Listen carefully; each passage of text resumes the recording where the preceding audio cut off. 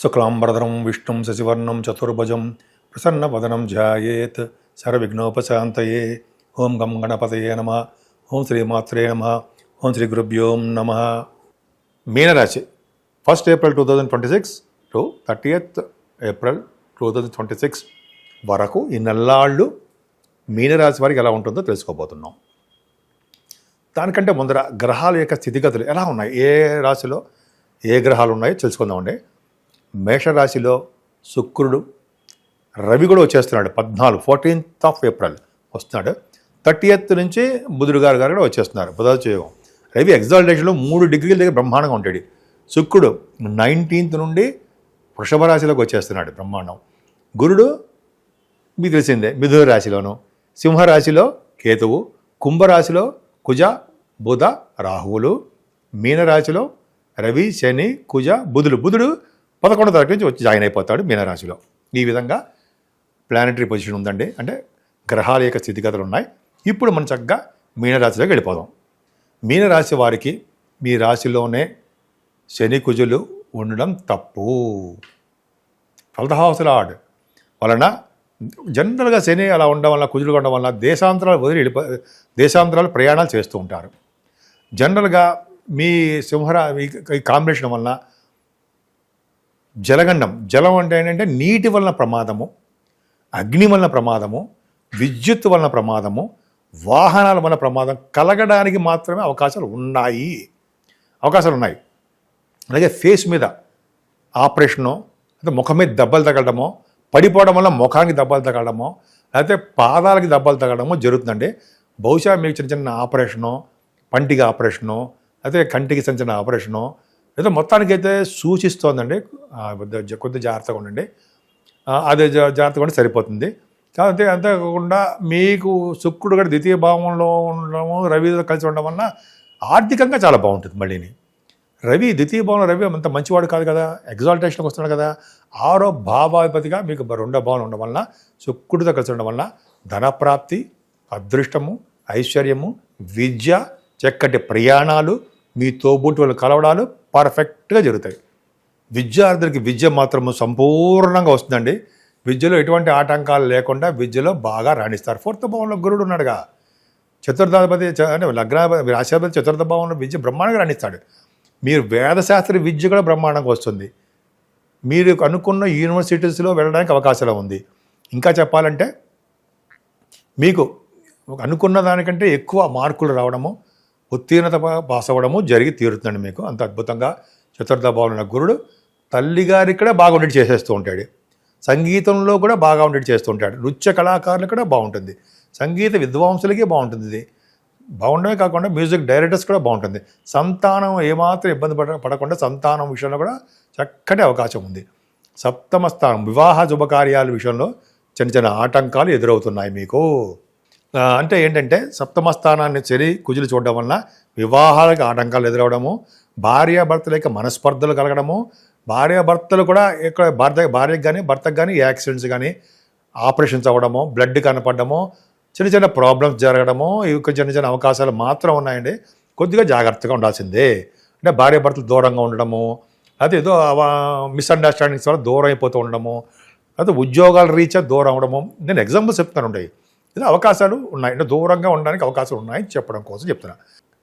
వ్యాపారాల్లో కూడా కుజుడు ఎప్పుడైతే మీనరాశిలోకి వచ్చాడో వ్యాపారాల్లో కూడా నష్టాలు, రియల్ ఎస్టేట్ రంగంలో వ్యాపారాల్లో అసలు ముందుకు వెళ్ళలేకపోవడాలు, రియల్ ఎస్టేట్ రంగాల్లో బిల్డింగ్ కన్స్ట్రక్షన్ చేసే వాళ్ళకి విద్యుత్ వలన ప్రమాదాలు, అగ్ని వలన ప్రమాదాలు, నీటి వలన ప్రమాదాలు, పైనుంచి కింద పడిపోవడం వల్ల ప్రమాదాలు, వాహనం వల్ల ప్రమాదాలు కొద్దిగా జరుగుతాయండి.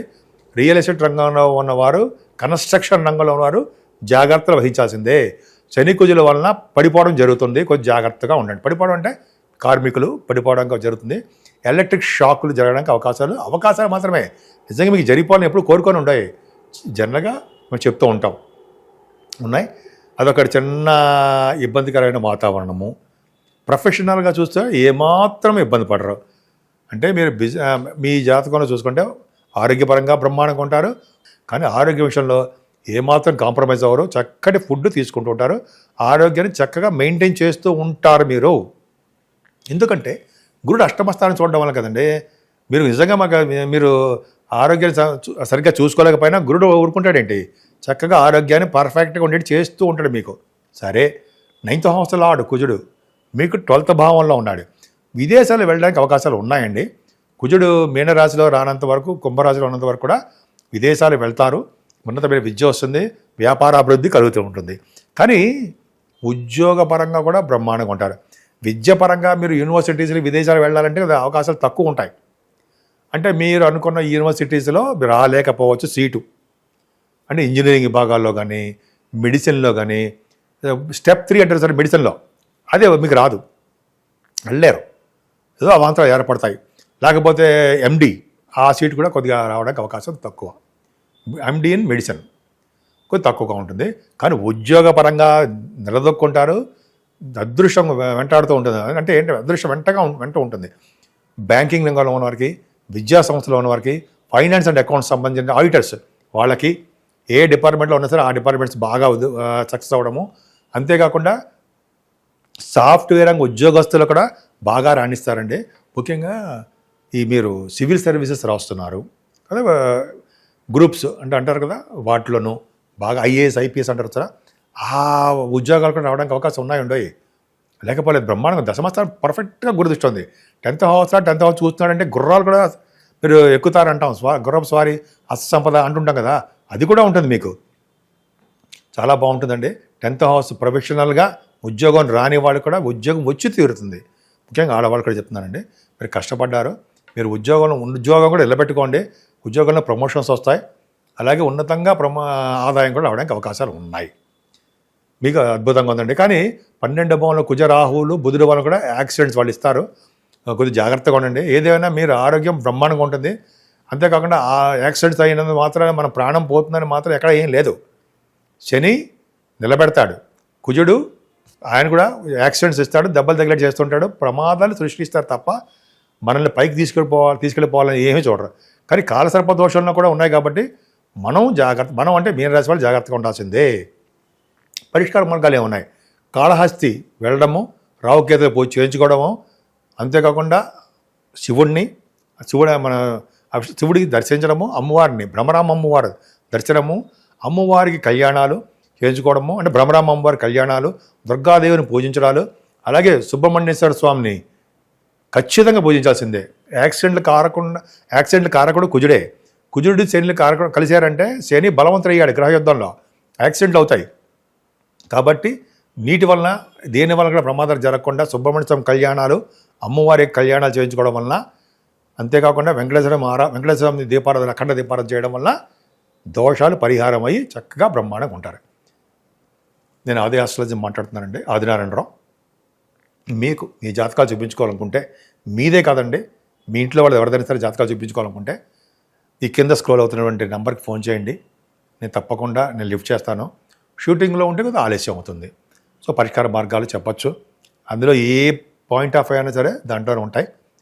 మనం చెప్పచ్చు, కళ్యాణం కానీ, మేనమామలు కానీ, మీ విద్య కానీ, వివాహం కానీ, వైవాహిక జీవితం కానీ చాలా కాంబినేషన్స్ ఉంటాయి కాబట్టి చెప్పచ్చు. ఈ విధంగా మనం చెప్పచ్చు. అది అంతేకాకుండా మీకు వాస్తు ప్రకారంగా కూడా మీకు ఏదైనా చిన్న చిన్న పరిహారాలు కావాలన్నా కూడా తప్పకుండా సంప్రదించండి. నేను తప్పకుండా సలహాలు సూచనలు కూడా ఇస్తూ ఉంటాను.